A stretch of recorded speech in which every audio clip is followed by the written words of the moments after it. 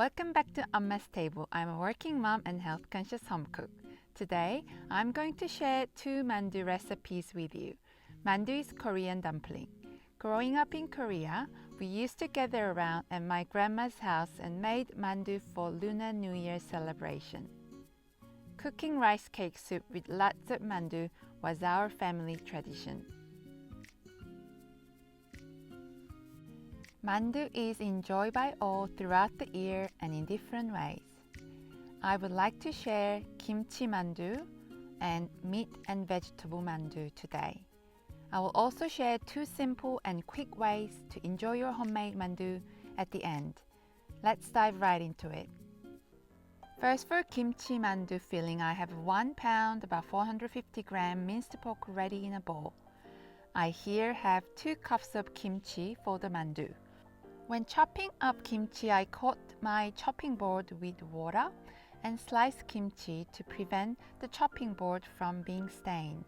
When making kimchi mandu, you need to use very well-fermented kimchi which almost tastes sour. I chop up the kimchi finely. Wash your chopping board right away as it will also help keep your chopping board clean. My mom used to have a dedicated kimchi chopping board which was red like this one. Once you chop up the kimchi, remove excess water by squeezing, as we don't want the mandu filling to be wet. I add 1 tablespoon minced garlic, 2 teaspoons ginger,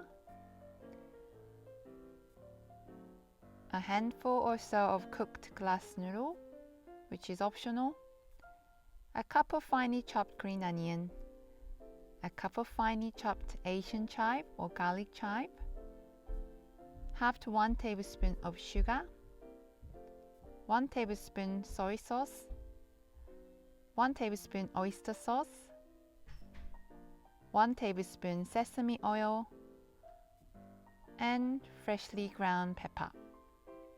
I haven't added additional salt and I found it just right for me. Now I get in there to combine all the ingredients into a congruent paste.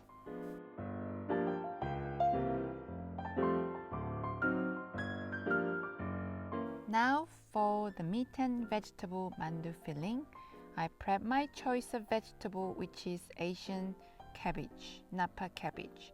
I'm going to blanch this, but I'm separating leaves from hard stems first. I place the sliced Asian cabbage stems in a bowl, pour over boiled water, and let it sit in hot water for 3 to 4 minutes until the stems become soft. Then I add cabbage leaves.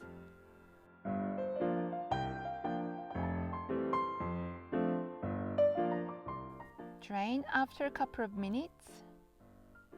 Run cold water and squeeze the cabbage to remove water.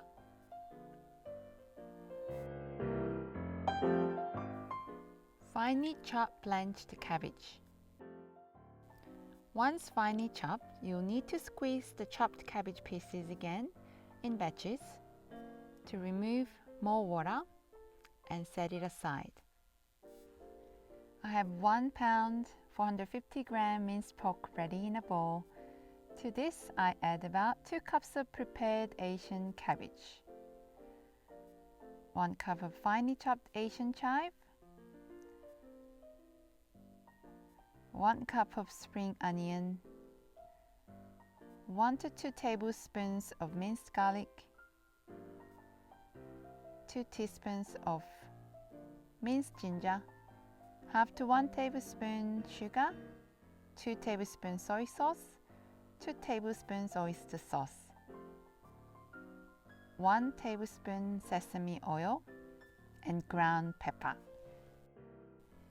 Time to mix it all together until congruent.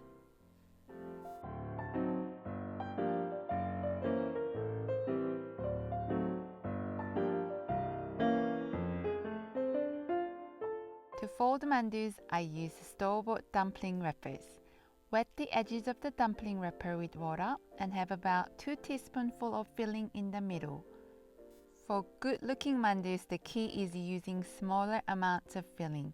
For pleated mandus, you fold the wrapper, then pinch in the middle first, and make pleats by folding and pinching, folding and pinching, and folding and pinching like this. Do the same for the other side. Make sure the mandu is sealed very well. You don't want the wrapper to burst open when cooking.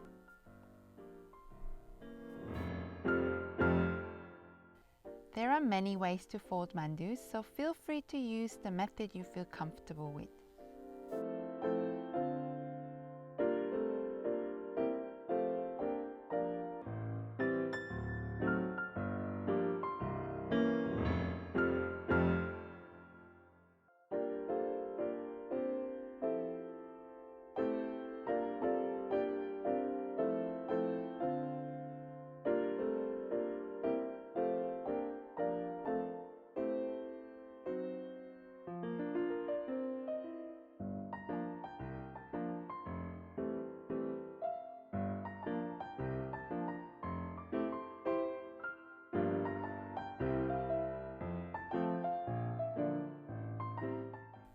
For steaming, place the mandus on a steamer when the water comes to a boil. Consider using cabbage leaves to prevent mandus from sticking to the steamer if you want.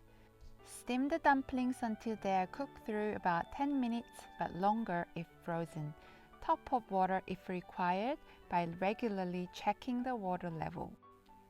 For pan frying, heat up the pan on medium-high heat for 3 minutes and add around a tablespoon of vegetable oil.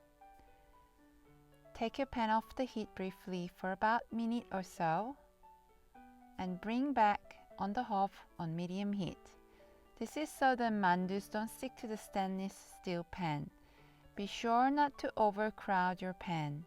When the bottom of the mandus becomes golden brown, quickly flip them over, reduce the heat to the lowest, pour around 1/4 to 1/2 cup of water to the pan and immediately cover with the lid. Uncover when the water evaporates and cook another minute to crisp up the bottom if needed. My simple tangy dipping sauce goes really well with mandus. I have 2 tablespoons of soy sauce, 2 tablespoons of water, and 1 tablespoon of vinegar. I add some chopped onion and spring onion as I like to have chunky bits in my dipping sauce. As you can see, it is super simple. There is nothing quite like homemade dumplings. Once you make homemade mandus, you will taste the difference. Homemade mandus are satisfying and heartwarming. Parcels of yumminess burst in your mouth when you bite. The steamed version is slightly chewy and tastes clean. Pan-fried mandus, what more can you ask? Juicy filling wrapped in the crispy wrapper. Hope you enjoyed my video. If my video inspires you in any way, please like my video, put comments down below, and consider subscribing to my channel. You can watch more recipes here. So until next time, keep cooking!